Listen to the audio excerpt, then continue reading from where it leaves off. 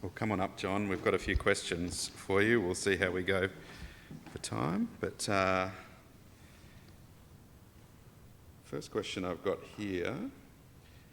Someone's texted saying, I like the argument that God is the source, but how do we explain to non-Christians that if God is the source, then who created God? When we talk about the creator of the universe, how do we think about that and perhaps explain other universes? The problem is, with no disrespect intended to that questioner, the problem is with the question. Because by definition, there couldn't be a source of an eternal, immaterial thing. Yeah? Because that is to engage in the question of time. The fact we have to deal with is we live in a universe where matter is finite and time is linear.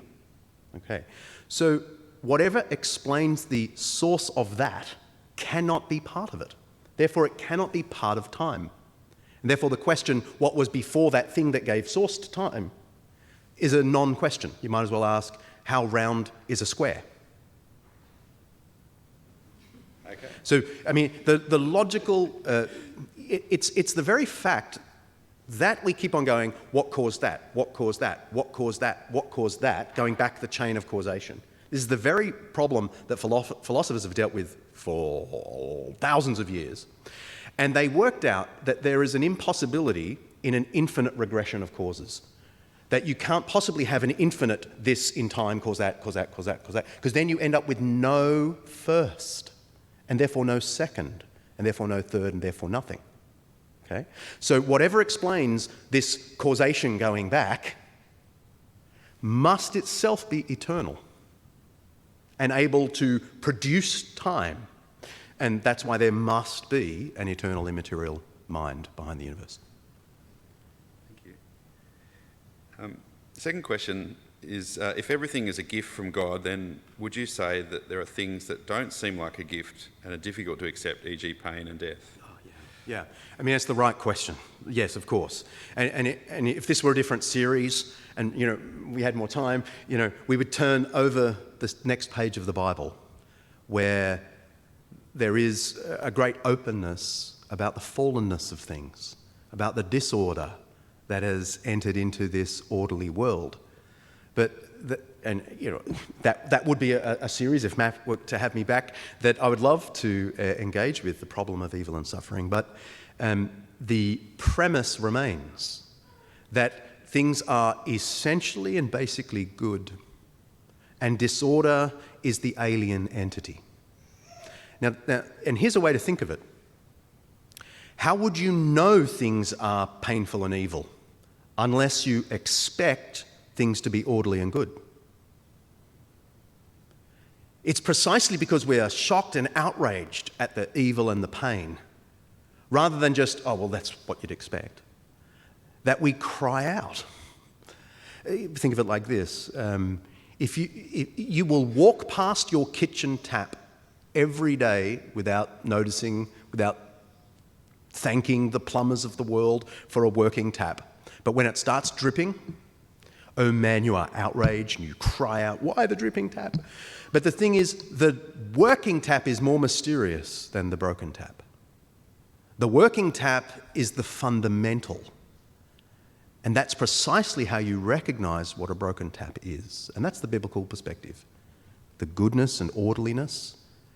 And from that basic stance, we also detect disorder. And the Bible has a particular explanation of that disorder, but that would require another series. We'll have to look forward to another series another time. We'll stick with this series at the moment. It's terrible to be inviting myself back. No, that's good. Someone's written here, as someone struggling with the thought of there being a God, what can I lean on to possibly strengthen this or kickstart this belief?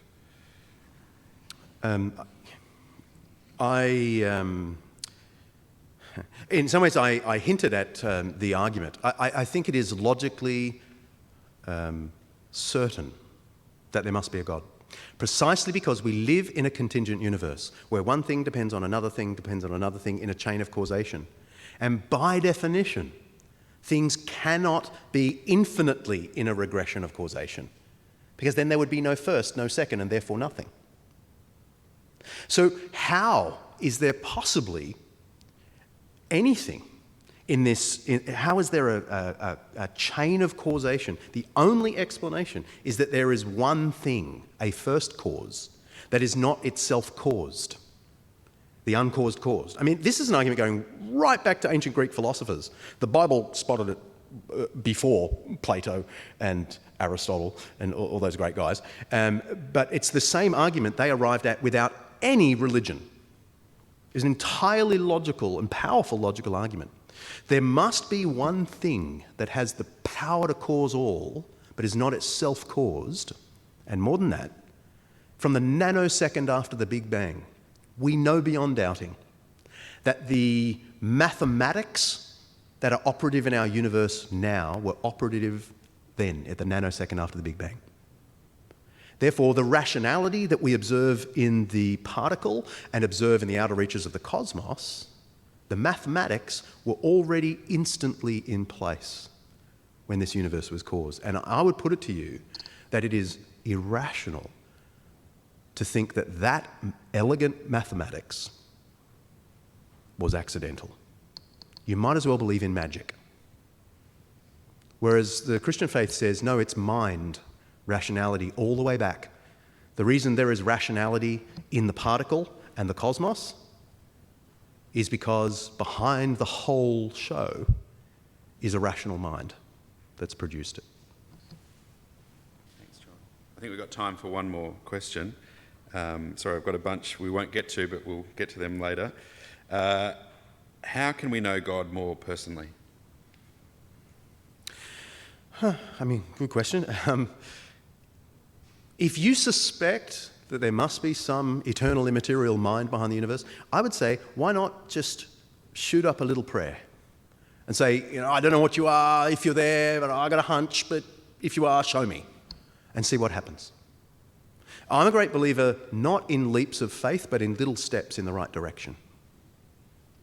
So I'm not saying, you should just become a Christian and attend church and read your Bible every day and, then you'll know. I would just say if you suspect there might be some kind of God, take a little step in that direction. If you suspect that Jesus might have something to do with that God, read a gospel. I know this church runs Christianity Explored.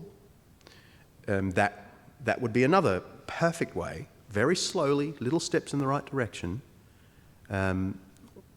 trying to make sense of this. And I believe what happens is more like a relationship than a formula. That is, in a relationship, you don't ask someone to marry you straight up, okay? You meet the person and go, will you marry me? I know there are TV shows like that, but like in the normal world, what you do is you give a little bit of yourself to that person and see what comes back. And if something comes back, you feel a little more emboldened to give a little more of yourself. Every relationship works like this. Little step, see what comes back. Little step, see what comes back. I would say that is the right approach to knowing God and experiencing God. Yeah, much more could be said. I'm a little bit long-winded today. I apologise. We'll try next week, get through more questions by me being more succinct. Thank you, John. It's great to have questions, and it's great to be able to think deeply on these and keep engaging on these questions